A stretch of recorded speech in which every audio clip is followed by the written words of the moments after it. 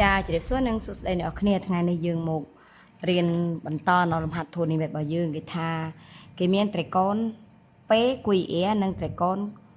P គុយ S ជាត្រីកោណកែងត្រង់គុយដែលជ្រុងពីគុយស្មើនឹង15គុយ A ស្មើនឹង20 PS ស្មើ39ក៏គណិតរបស់ជ្រុង PA និងគុយ S ឲ្យចេញចម្លើយមកខគណិតរបស់ជ្រុង AS អញ្ចឹងនៅក្នុងនេះយើង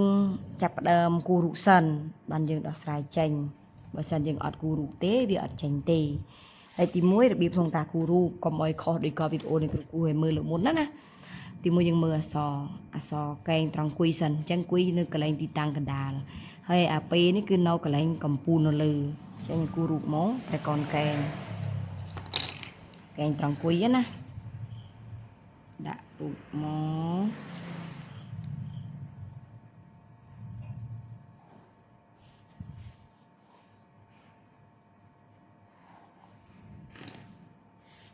តម្លាក់ចំណោកែងមក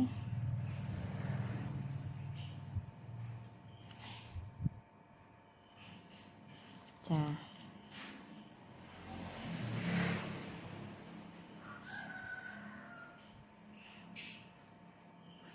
ចង់ស្រីរូបគូស្អាតតិចមកដាក់កន្លែងនេះគឺកន្លែង2មកកែងត្រង់គុយហើយមានអក្សរ2ទៀត A និង S ស្តៀងតាពីកលលើមុនដែរគេឲ្យប្រវែងលេខថ្មីពេលគុយពីពេលទៅគុយពេលគុយកម្ពស់15គុយ A គុយ A គុយ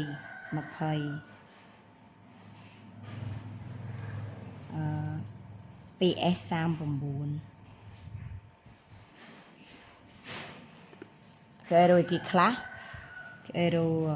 PA ទី1ទី2គេរយគុយ S ទី3គេរយគេទៀត E S នេះទី2នេះទី3 AS បន្តមកទៀតយើងចាប់ដើមអានប្រធានរួចហើយគូរូបរួចហើយចាប់ដើមដោះស្រាយចាចម្លើយគេរយគេខ្លះមិញកគណនា PA គណនារបស់ជ្រុង PA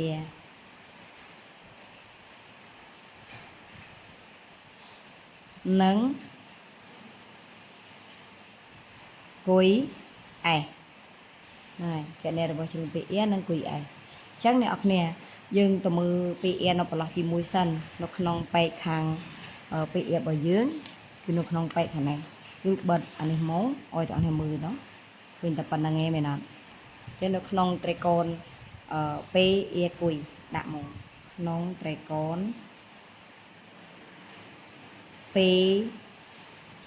PA គុយ P គុយ A ក៏បានដែរ P គុយ A កែងត្រង់ណា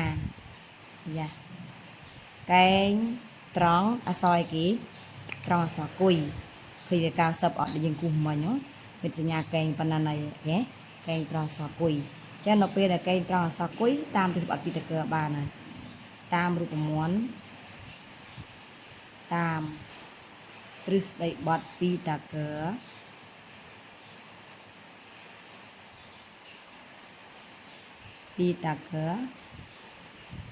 C ការ៉េ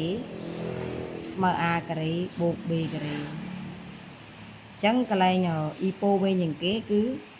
ឈុំមុំ90អានេះមិន90បាញ់មកចំ A2 ស្មើជ្រុងជាប់មាន A គុយនិង P គុយ A គុយការ៉េបូកគុយ P ការ៉េគេហើយយើងដាក់ប្រវែងមក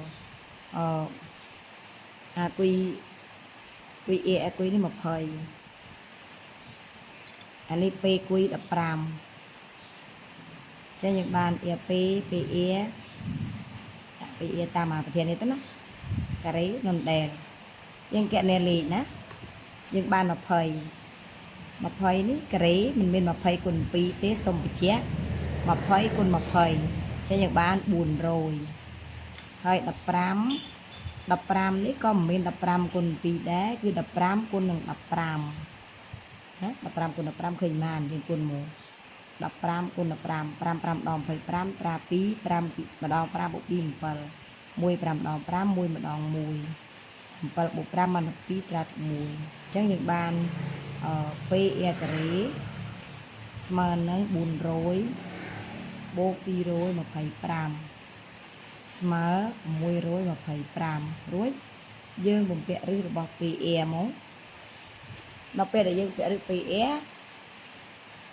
សិនតែយើងពាក់ឫស PE គាត់ថាក៏ពាក់ដែរពាក់ឫសអា625ដូចគ្នាអញ្ចឹងអា PE នេះអស់ឬហើយសល់ PE គាត់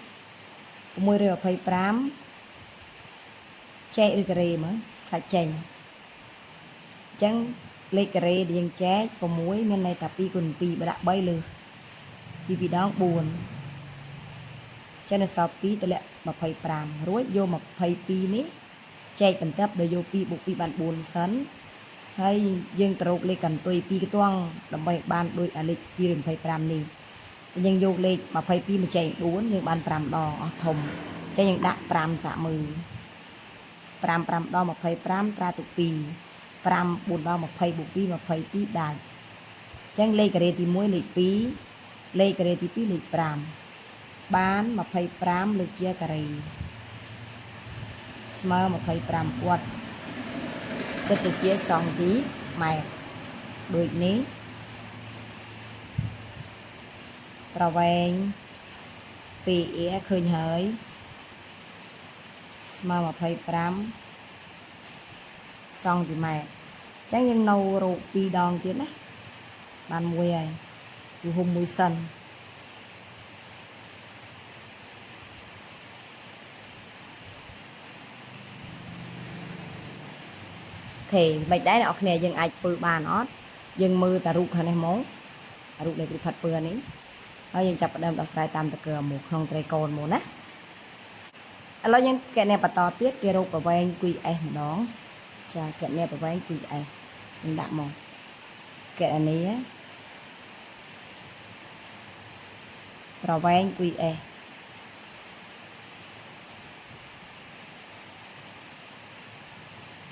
ប្រវែងគួយ S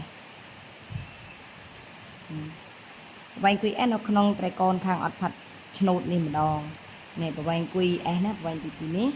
ក្នុងត្រកូលPគួយ S ដាក់មកក្នុងត្រកូលPគួយ S កែងត្រង់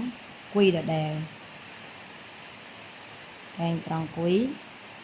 តាមទិសបត់ពីតាកើតាមទិសដីបត់ពីតាកើC ការ៉េស្មើ A ការ៉េបូក B ការ៉េហើយយើងអ្វីយើងគេជ្រុងត្រេតនេះ PS នេះយើងដាក់ PS ការ៉េមក PS ការ៉េស្មើនឹងជ្រុងចាប់បំកែងមាន2គួយការ៉េបូកជាមួយគួយ S ដាក់របស់ប្រវែងមក PS ការ៉េនេះស្មើ39ពេលគួយរបស់យើងស្មើ15ដល់ពេលគួយ S កំពុង0ហើយយើងតែងរៀនហើយឲ្យតែគ្រូតែងប្រាប់ថាជ្រុងថាស្ដាំនេះវាមានខ្លីៗអញ្ចឹងចង់បានជ្រុងខ្លីគួយ S ត្រូវយកជ្រុងវែងដកជ្រុងខ្លីអញ្ចឹងយក EPO មួយ EPO 39ដកជាមួយជ្រុងខ្លី15អញ្ចឹងណាអញ្ចឹង39ធ្វើម៉េច39អញ្ចឹងមិនគុណ2ទេយើងយក39គុណនឹង39 15ដូចគ្នាដែរមិញ15គុណនឹង15 39គុណ39បានប៉ុន្មានគុណនោះយើងបាន39ស្មើ39គុណ39ចា39គុណ39នេះគុណមកអូនេះបាន39គុណ39យើងបាន39គុណ39 9 9ដង81ត្រា8 9 3ដង27 27បូក3 8 35 9 3ដង27ត្រា2 3 3ដង9បូក2 11អញ្ចឹងយើងបូកជួបគ្នាបាន12ត្រា1 5 1រួចយើងយក1521អា15ការ៉េនេះ បាន225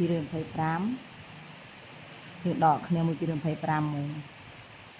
បាន11មកអានេះខ្ចីបាន11ដូចគ្នានេះសល់4ចេះសល់6អានេះសល់9 4 10ពីសល់4 10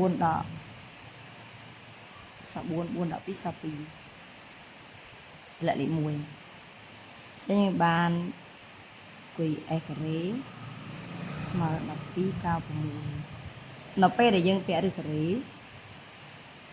យក1296នេះក៏ពាក់ឬការ៉េដែរចេញចែកឬការ៉េមកខ្លាចវាចេញកាត់ពីតួងមក12យើងសូត្រមេ3 3ដង9អត់ដល់ទេ4 4ដង16លើសអញ្ចឹងយើង3 3ដងសិនទៅ12ដក9សល់3តម្លាក់96ចេញយកមេ3នេះបូកជួបគ្នា3 3 6រោលេខការ៉េកន្ទុយមកលេខ6យក1 39 39 6ប៉ុន្មានដង6 6ដងអញ្ចឹងយើងដាក់6 6ដង36មែនទេសាក់គុណសិន6 6